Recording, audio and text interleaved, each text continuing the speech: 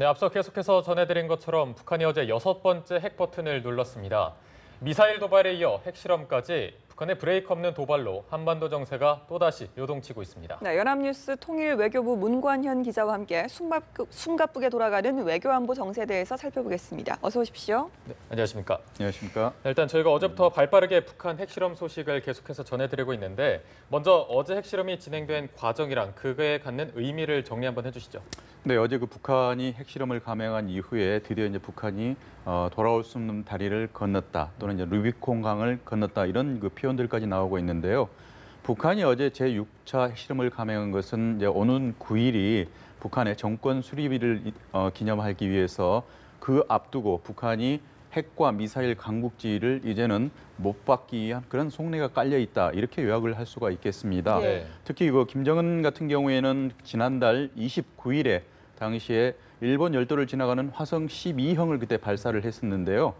미국을 향해서 앞으로 미국의 언동을 계속 주시할 것이다 이렇게 말한 지 닷새 만에 핵실험을 이제 감행한 것입니다. 그렇기 때문에 미국에서는 이에 대해서 간과할 수 없다는 이런 입장이었기 때문에 우리가 이제 죽음의 백조라고 하는 비욘 미랜서 장거리 전략 폭격기를 동원해서 북한에 대해서 스텔스 35까지 이제 동시에 출격하는 이런 이례적으로 북한을 강하게 압박하고 있는 상황에서 북한이 미사일 도발에 이어서 핵실험까지 감행을 했기 때문에 그 파장은 클 수밖에 없습니다. 그렇기 때문에 어제 그 핵실험 그 과정을 지켜보면은 중앙 텔레비전이 공개한 화면을 보면은 어제 오전에 김정은 같은 경우에는 북한의 최고 권력 기구 중에서도 가장 그 핵심이라고 할 수 있는 노동당 상무위원회를 개최했고 개인의 판단이 아니고 이러한 상무위원회 토의 절차를 거쳐서 결국은 핵실험에 감행하라 이러한 그 지시문에 서명을 하는 장면을 또 공개를 했습니다. 네. 이에 따라서 낮 12시 29분에 이제 함경북도 길주군에 있는 풍계리에서 드디어 핵실험을 감행을 했었는데요. 어제 이후에 많이 지금 현재 혼란을 겪고 있는 것은 우리 기상청에서는 북한의 이러한 핵실험으로 인한 인공 지진의 규모가 5.7이라 발표를 했는데 일본은 6.1 그리고 미국 지질조사국이나 중국 지진국 같은 경우에는 6.3 이렇게 각각 그 산정한 수치를 내놓고 있어서 약간의 혼선이 빚어지고 있는데요. 중요한 것은 이번에 북한의 핵실험은 결국은 완성된 위력의 핵무기를 이제는 미사일에 장착할 수 있는 수준에 갔다는 이러한 평가를 받는 부분입니다. 네. 예, 말씀하신 것처럼 이번 핵실험은 그동안 북한이 해온 핵실험 중에 가장 최대 위력이라고 알려져 있는데요. 실제로 이 핵실험을 투하할 경우에는 얼마나 많은 피해를 예상할 수가 있겠습니까?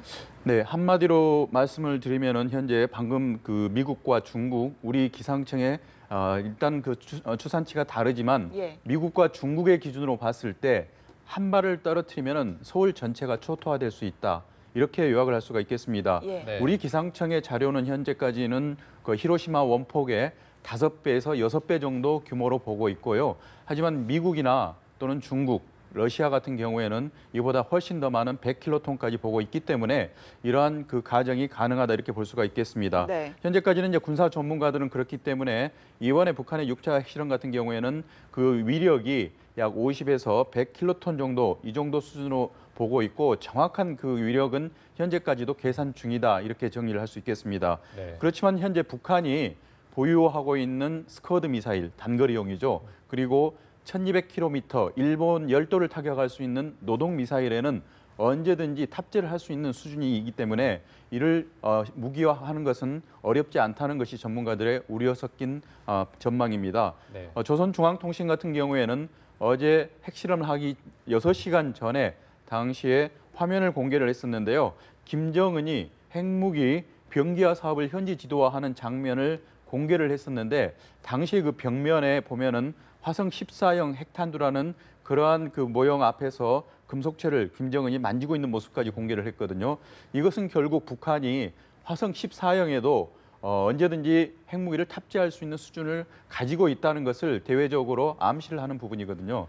화성 14형 같은 경우에는 현재까지는 고각 발사를 했기 때문에 정확히 그 사거리는 우리가 추정만 하지만 미국을 타격할 수 있는 위력은 갖고 있는 걸로 보이기 때문에 언제든지 미국을 위협할 수 있는 수준에는 근접하는 걸로 현재 추정을 하고 있습니다. 네.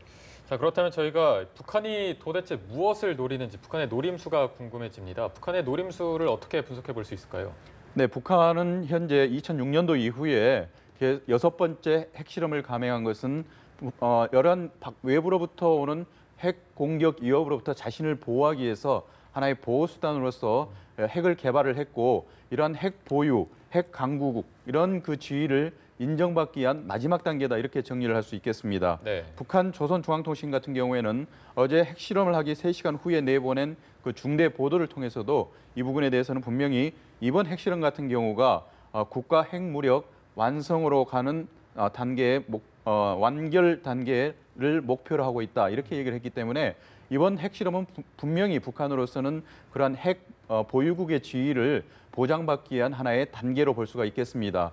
그러한 이유는 왜냐하면은 이제 북한이 결국은 자신들의 체제 보장을 위해서는 미국 또는 이제 국제사회와 협상을 해야 되는데요. 그 협상에 앞서서 몸값을 올릴 때까지 최대치로 올리고 나서, 그리고 이제 미국과의 핵 무기 협상에 이제 들어갈 경우에는 본인들의 이제 주장을 최대한으로 이제 펼치기 위해서 결국은 이러한 핵으로 인한 국제사회의 도발을 계속 강화하고 있는 것입니다. 네. 예, 핵 보유국으로서의 지위를 인정받고 또 체제 보장을 위해서 그 미국에 대한 협상력을 키우기 위한 차원이다, 이렇게 설명을 해주셨는데요. 그럼 앞으로 북한의 또 다른 도발 가능성에 대해서는 어떻게 전망을 하십니까?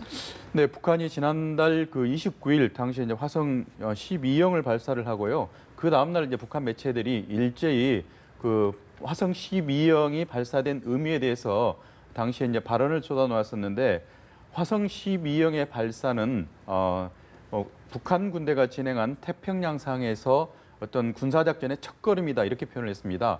이번 화성 12형의 발사는 일본 열도를 지나서 북태평양 해상에 이제 떨어졌었는데요. 예. 이 발사 각도를 동쪽에서 남쪽으로 내릴 경우에는 미군 기지가 현재 배치가 되어 있는 괌까지도 충분히 이룰 수 있는 거리로 볼 수가 있기 때문에요. 그동안에는 북한이 한반도에서 동쪽을 향해서 한반도와 동해 그리고 일본 열도 사이에 대부분 고각 발사를 통해서 미사일을 발사를 했었는데요. 네. 이제는 일본 열도를 넘어가고 태평양을 타격하는 이런 훈련을, 미사일 발사를 계속할 걸로 예상할 수 있겠습니다. 그리고 그 목표를 점점 더 미국의 유사시 한반도에 병력이 이제 출동하는 괌 기지를 그 길목을 갖다가 대부분 겨냥을 해서 포위 사격 또는 여러 가지 타겟을 설정을 해서 미사일 도발을 이어갈 걸로 예상하고 있습니다. 네.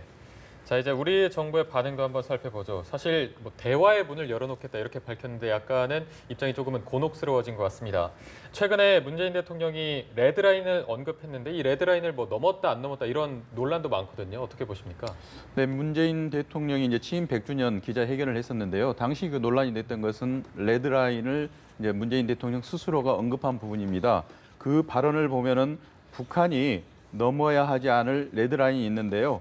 그 규정에 대해서 기자들로부터 질문을 받고 대륙간 탄도미사일, 그러니까 ICBM을 완성하고 그리고 거기에 핵탄두를 탑재하고 무기화하는 것이 레드라인이다, 그렇게 얘기를 했습니다. 예. 그렇기 때문에 북한이 이제 어제 발표를 한 거를 보면 ICBM 장착용 수소폭탄 실험에 완전 성공했다, 이렇게 얘기를 했거든요. 일단은 핵무기 소형화에 성공했다는 게 북한의 입장이고, 미사일에 탑재를 했다고는 아직 발표를 안 했기 때문에 레드라인을 밟았다 수준의 이제 이런 평가는 나오고 있지만 넘었다 수준은 현재 약간 성급한 표현이 아닌가, 이런 지적들이 나오고 있습니다. 네. 실제로 청와대 같은 경우에도 매우 신중한 현재 반응을 보이고 있는데요. 핵무기가 소형화되고 그리고 미사일이 재진입을 하는 데 있어서는 현재 북한의 기술력은 앞으로도 검증해야 할 게 많다는 것이 현재 청와대 입장입니다. 그렇기 때문에 청와대는 아직도 그 레드라인에 밟는 부분에 대해서는 끝까지 현재 결정을 계속 신중한 반응을 내놓고 있다, 이렇게 보고요. 문재인 대통령 같은 경우에는 그 6일과 7일 러시아에서 동방경제 포럼 그리고 19일부터 25일까지 유엔 총회에는 각국의 외교 장관과 정상들이 오는데요. 예. 이런 그 국제 외교 무대를 통해서 이런 북한 핵 문제 해결을 위한 적극적인 외교를 펼쳐나갈 걸로 현재 예상하고 있습니다. 네. 예, 마지막으로 이제 미국의 입장이 나오기 시작했습니다. 북한과의 대화 정책이 통하지 않는다는 것을 우리 정부가 알아야 한다, 이런 발언이 나왔거든요. 네, 북한이 핵실험을 했던 시점이 당시에는 그 미국으로서는 그 노동들 휴가였거든요. 예. 휴가철이었기 때문에 반응이 현재 좀 늦게 나왔는데 트럼프 대통령 같은 경우에는 그 북한의 이러한 그 핵 실험에 대해서 기자들로부터 군사적 옵션 가능성에 대해서 일단 질문을 받았습니다. 이에 대해서는 일단 두고 보자. 이래서 현재까지는 명확한 자신의 입장을 밝히지는 않았지만 우리 정부가 갖고 있는 대화 정책에 대해서는 앞서서 언급을 했었습니다. 더 이상 북한에 대해서는 이 대화 정책이 통하지 않는다는 것을 남한 정부가 알아야 된다. 그렇기 때문에 대화와 압박을 병행하겠다는 우리 정부의 그런 대북 정책에 대해서는 미국에서는 이제는 압박이 주도하는 그런 대북 정책을 참여할 것을 현재 앞으로 요구할 걸로 예상할 수가 있겠습니다. 네, 알겠습니다. 지금까지 연합뉴스 통일외교부 문관현 기자와 함께 얘기 나눠봤습니다. 오늘 말씀 고맙습니다.